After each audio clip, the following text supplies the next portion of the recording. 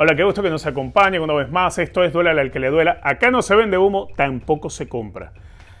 Estamos creando una comunidad donde el fanático empieza a entender de una manera distinta el fútbol, sin aplaudir todo hasta lo que esté mal, y precisamente argumentando y alertando lo que está sucediendo mal, y por supuesto no quedándose en aplaudir y elogiar lo que está bien, sino tratando de buscar la manera de sostenerlo en el tiempo. Del fútbol venezolano que tenemos al fútbol venezolano que queremos tener todos los venezolanos. Por eso repito, vamos creando una comunidad diferente, con criterio propio, no nos imponen ideas, no nos venden agendas. Por supuesto, tenemos argumentos propios y muchas veces puede que no estemos de acuerdo entre nosotros, pero lo argumentamos, lo debatimos, para eso está el chat, donde de momento va atendiendo Ander López cada una de las indicaciones o las opiniones que ustedes van colocando allí, y por supuesto yo que me voy sumando ya después de hacer cada una de estas emisiones. Por supuesto, como siempre, darles gracias por compartir este material, por sumarse a la comunidad. A los que no se han suscrito, no sé qué están esperando porque es gratis. No cobramos, aquí no cobramos ni siquiera por el chat. Y que permitan que esta comunidad siga avanzando. Siempre ese poderoso like que es tan importante porque nos permite llegarle cada vez a más personas. El algoritmo nos permite llevarle esto a más personas, sumar, hacer más grande la comunidad. Y por supuesto, como siempre lo digo, creando un criterio propio de cada uno de nosotros de cara a lo que queremos del fútbol venezolano, sin comprar y sin vender humo. Arrancamos. Y tenemos que hacerlo hablando de la concentración de la selección venezolana. Muchos jugadores terminaron sus partidos este fin de semana reciente, algunos en Europa, otros en Sudamérica, que se incorporan también desde Norteamérica para lo que es la convocatoria del Bocha Batista, los 34 que ya hemos hablado durante la semana pasada, donde había algunos jugadores que quizás, le poníamos algún acento, algún asterisco, porque de pronto no encontrábamos demasiados argumentos que pudieran sostener esa convocatoria, pero que por supuesto siempre dando el beneficio de la duda. El entrenador es el que los conoce, el entrenador es el que les ha ido pidiendo cosas, y de allí en adelante pues la opinión queda para lo que haya querido hacer el Bocha Batista. Al final de cuentas, él es el que está preparando a esta selección que va a salir a jugar en poquitos días contra la selección ecuatoriana en el Rodrigo Paz Delgado. Es el estadio de la Liga Deportiva Universitaria de Quito. El estadio que queda en la altura, es mucho más alto donde está ubicado el Casablanca, el Rodrigo Paz Delgado, donde va a jugar Venezuela, que donde está el Atahualpa. El Atahualpa quizás es el escenario más histórico, más pintoresco para Ecuador. El Casablanca pues es el escenario donde Venezuela jugó por primera vez allí, si la memoria no me falla, en la eliminatoria para Corea-Japón 2002, ¿puede ser? Sí, para Corea-Japón 2002, con Josemar Pastoriza, que en paz descanse. Venezuela jugó en esa cancha, cayó derrotada 2-0. Partido que fue bastante difícil, si mal no recuerdo, expulsaron a Ariel Graciani, jugador ecuatoriano, apenas a los 8 minutos, y después el partido igualmente pues terminó encontrando Ecuador la victoria, en la diferencia que ve en aquel momento. Alex Aguinaga era un jugador referente para Ecuador. Hoy en día Ecuador tiene jugadores también referentes y jugadores muy importantes que vamos a estar analizando en el día de mañana, probablemente con una canchita, parte de las claves que pudiéramos encontrar para ese partido. Metiéndonos de lleno en la convocatoria, en la concentración de Venezuela, los 34 elementos que citó el Bocha Batista, Venezuela se instala en Bogotá. Ahí ya lo mencionábamos la semana pasada, los motivos obvios de la logística. Primero, la disponibilidad de vuelos que hay de cualquier parte del mundo hacia Bogotá, hacia Colombia. Eso hoy en día está bastante mermado, el tráfico aéreo para Venezuela. No hay tanta disponibilidad para llegar al país, y a veces logísticamente sí, ciertamente es un dolor de cabeza para las concentraciones de la selección. Juntarlos a todos en Bogotá, trabajar cerca de 200 metros más abajo, me atrevería a decir creo que es hasta un poquito menos de 200 metros, en relación a lo que sería la altura que van a encontrar en la capital ecuatoriana. Venezuela, de momento, trabajando en el centro de entrenamientos de la selección colombiana, el de la Federación Colombiana de Fútbol, que precisamente está en Bogotá. Son unas instalaciones bastante modernas, la verdad que sí. Están en un muy buen lugar. Y eso va a hacer que para la gente, el venezolano que se encuentra en Bogotá, no va a ser fácil poder llegar y ver los entrenamientos de la selección, porque prácticamente se va a trabajar en un lugar cerrado, en un lugar aislado, es un complejo ciertamente aislado del fanático que se quiere acercarlo, ni siquiera como para poder esperarlos a que entren y salgan del complejo, porque tengo entendido, pues los jugadores se quedarían dentro de las instalaciones, donde también obviamente hay habitaciones, algo similar a lo que es el Cenar en Margarita, pero en la capital colombiana, por poner un ejemplo, ¿no? Eso pues le va a complicar un poco la vida al fanático para poder hacerle seguimiento a sus jugadores, a los internacionales de la Vinotinto, a los cuales quieran pues por lo menos ir a alentarlos, ¿no? Venezuela igualmente en Ecuador seguramente va a contar con una gran cantidad de fanáticos que van a estar atentos desde el momento que llegue a Venezuela. No sé si, porque Batista hablaba al principio de una concentración de 10 días que era imposible, sabiendo que hasta este fin de semana era que los jugadores iban a tener sus últimos partidos, salvo que todos estuvieran amonestados o lesionados con sus equipos y pudieran liberarlos al terminar el fin de semana, pero el jugador lesionado no te va a servir para la eliminatoria. Igual situación se viene presentando con los jugadores que están en el torneo local. No hay jugadores del torneo local que hayan sido prestados antes de la fecha. Entonces el trabajo de 10 días en la altura, no sé, habrá sido más bien trabajo de preparación logística. No sé con cuántos haya arrancado a trabajar los primeros días del fin de semana, pero no han de ser muchos jugadores. Por decir, Yonder Cádiz jugó el viernes. Lo más que pudiera presentarse en Bogotá sería el sábado, por ejemplo.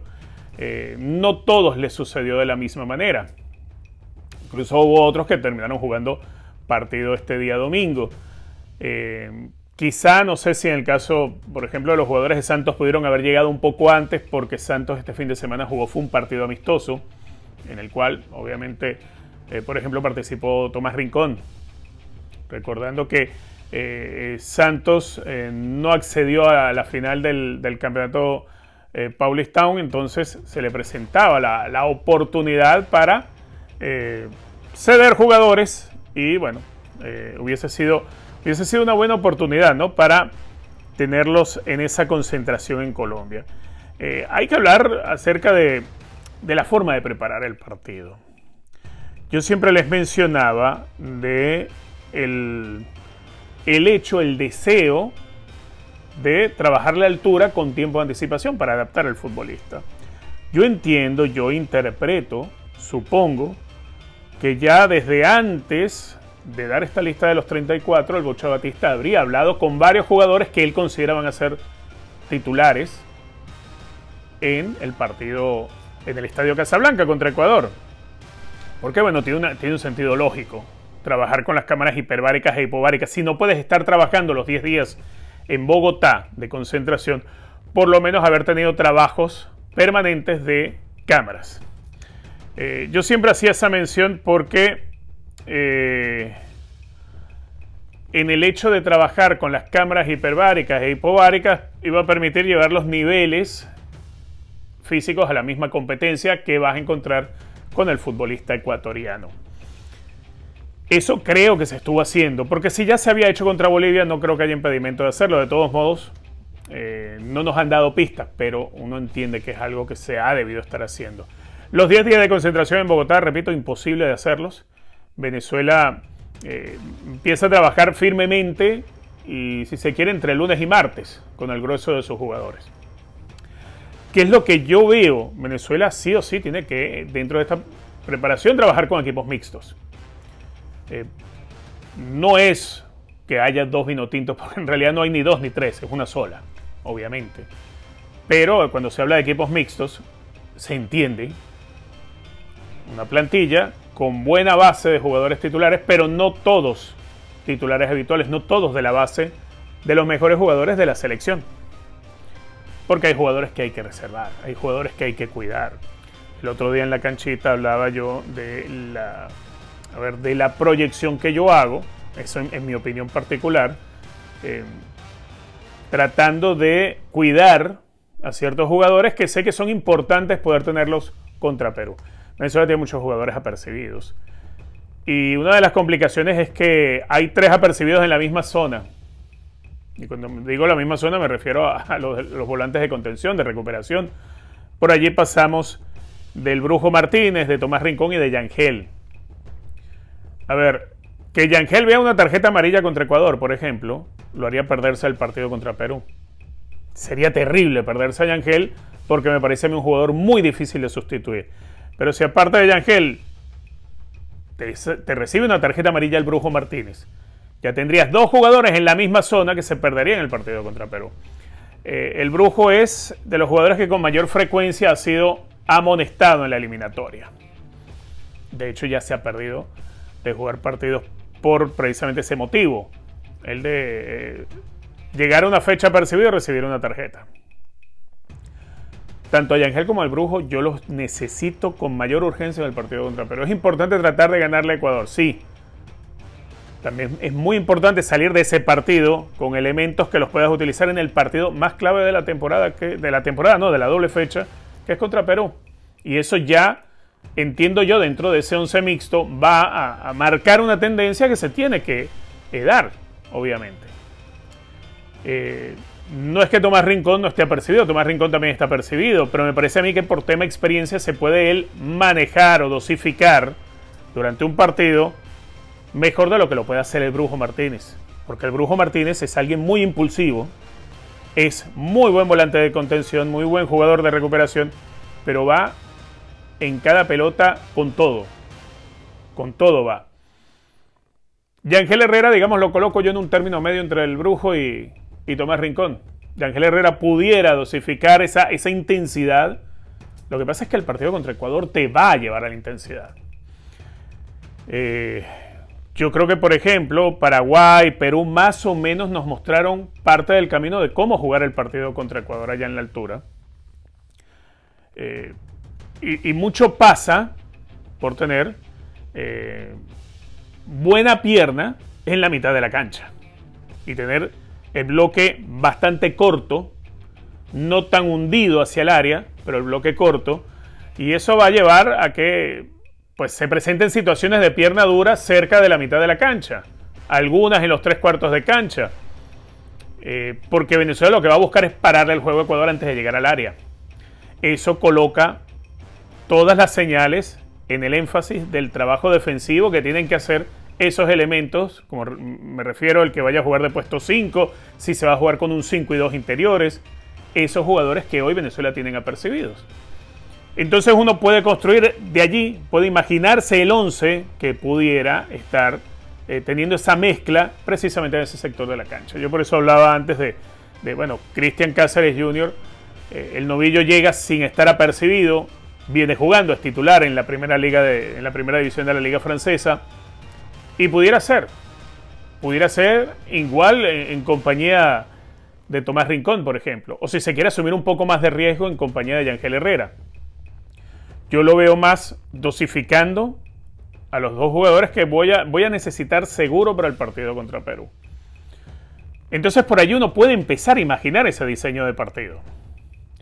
Cuando yo les mencionaba, y es lo que voy a hacer mañana en la canchita seguramente, cuando yo les mencionaba que Paraguay y Perú en sus visitas a Quito nos mostraron parte del camino de cómo se puede jugar este partido, y me baso en dos rivales que son muy parecidos o muy cercanos a lo que puede aspirar Venezuela en su visita a Ecuador. Venezuela puede aspirar a ganar el partido en Quito, totalmente. Pero ahí hay una lógica que te dice Ecuador tiene un altísimo porcentaje de probabilidades de ganarle a Venezuela. Tiene muchísimas oportunidades más. Tiene el momento de sus jugadores. No tiene la obligación de cuidar a tal o cual elemento porque le viene un partido contra un rival directo. Ecuador está hoy metido en zona de clasificación. Ecuador no compite contra Venezuela en la tabla de clasificación. Ecuador no es rival directo de Venezuela. Ganarle a Ecuador sería una gran noticia, pero no es una obligación. La obligación de nosotros es contra Perú. Entonces, selecciones como Paraguay y como Perú jugaron en Quito con tres centrales, con una línea de 5 en el fondo. Ahora, Venezuela precisamente tiene escasez de centrales por temas lesiones. Lesión Chancellor, lesión Osorio. Uno podría imaginar que, juegues con una línea de 4, pero dentro de esa línea de 4, si lo pudieras llevar a una línea de 5, te vendría mejor. Entonces, habría que buscar tres centrales, que Venezuela dentro de la convocatoria los puede tener. Y ese también sería uno de los aspectos que tendría que manejar Venezuela de cara a ese partido. Si vas a seguir el camino que ya te mostró Paraguay, que ya te mostró Perú, y que no le fue mal, a ver, Perú perdió 1-0 y resistió muy bien sin sufrir tanto. Paraguay empató a 0 en Quito, y Paraguay, creo yo, es una selección muy, a ver, con argumentos parecidos a los de Venezuela, con argumentos parecidos. Ambos aplicaron lo que les estoy diciendo. 3 centrales, 2 laterales carrileros, pero no tanto de desdoble, sino más bien de mucho corte defensivo, y para desahogar un poco el trabajo de la pierna fuerte que hay que poner en la mitad de la cancha. Los 5 en el fondo, en algún rato vi que, por ejemplo, Paraguay hizo un 5-4-1, alguna vez pasaba al 5-3-2, en Paraguay más o menos parecido. Eso puede ser parte del diseño que tenga hoy en mente el Bocha Batista. Porque es un rival contra el que debes dosificar a varios elementos que están apercibidos, que los vas a necesitar contra Perú, y que al igual vas a tratar de mantener el partido vivo hasta que se te pueda dar alguna situación. ¿Cómo lo mantienes vivo? Bueno, primero defendiéndote bien, porque Ecuador obviamente por el nivel de sus jugadores, por el presente que tienen, hay que buscar la manera de contenerlo, porque además está el factor altura. El factor altura, el factor de los individuales. O sea, hay muchas cosas que llevan el partido a un terreno donde Venezuela tiene que ser más inteligente que lo que pueda plantearle al rival. No podemos pretender que vamos a salir en Quito a comernos a Ecuador, porque entonces nos vamos a comer nosotros un partido durísimo y largo, y no es la idea. La idea es hacerle el partido largo a ellos, espeso a ellos, y dosificar nuestros jugadores para que lleguen bien, sin lesiones, sin segundas tarjetas que vayan a llevar a la suspensión. La idea es no llegar ausentes de jugadores importantes para puestos claves en el partido contra Perú. La idea es sumar contra los ecuatorianos y llegar con un buen plantel para el partido contra la selección peruana. Repito, y lo vengo diciendo hace días, rival clave en esta doble fecha. Duélale al que le duela. Contento porque fue un fin de semana de buenos goles venezolanos. A ver, lástima que de todos los goles venezolanos que hubo en el fin de semana, porque marcó Yonder Cádiz el viernes, Salomón Rondón también el fin de semana, gol y asistencia, es un histórico ya, Salomón Rondón también en la Liga MX. 2 que están dentro de la lista de los 34, donde se incluyeron a 4 delanteros. Los otros delanteros son Joseph Martínez, que no marcó, pero fue titular con San José. No marcó y jugó alrededor de 10-12 minutos. Jan Hurtado sigue sin marcar goles, bueno, yo no sé desde cuándo. En los 2 partidos con Gimnasia ha venido desde el banco para jugar cerca del último cuarto de hora de partido. Tal vez un poquito menos de cuarto de hora en cada partido, pero ese ha sido el promedio en los 2 partidos de Jan Hurtado, que no jugaba desde enero, cuando lo había llevado el Bocha Batista al amistoso contra Estados Unidos, y a nivel de clubes no jugaba desde diciembre. Así que esta oportunidad con Gimnasia de Esgrima le vino bien, pero no marcó. De los 4 que están en la convocatoria, marcaron solamente Rondón y Cádiz. Son de los delanteros los que llegan en el mejor momento. Eso no quiere decir que Joseph Martínez vaya y sea titular contra Ecuador y la rompa y marque 3 goles, ojalá, o que igual le suceda a Jan Hurtado. Pero que obviamente es el precedente con el que llegan. Ahora, ¿quiénes más hicieron goles? Hubo 3 goles venezolanos en el extranjero, todos en Europa, y no entraron en la convocatoria, no están en esta convocatoria. No está Alejandro Márquez, que llegó 9 goles en la temporada, marcó en el partido del Estoril para empatar el partido a 1 sobre el final, de penal, marcó Alejandro Márquez. Marcó Ernesto Torregrosa, también creo el gol del empate, partido en la segunda división del fútbol italiano, la Serie B. Y marcó Saúl Guarirapa en el fútbol de Rusia, de la Liga Premier de Rusia. Muy buen gol el de Guarirapa, por cierto, muy buen gol. Guarirapa, no ahorita, pero quizá el año pasado sonaba más para ser llamado a la selección, a la mayor, y al final no se le dio. Cuando quizás estaba en su mejor momento, hoy está tratando nuevamente de levantar el nivel.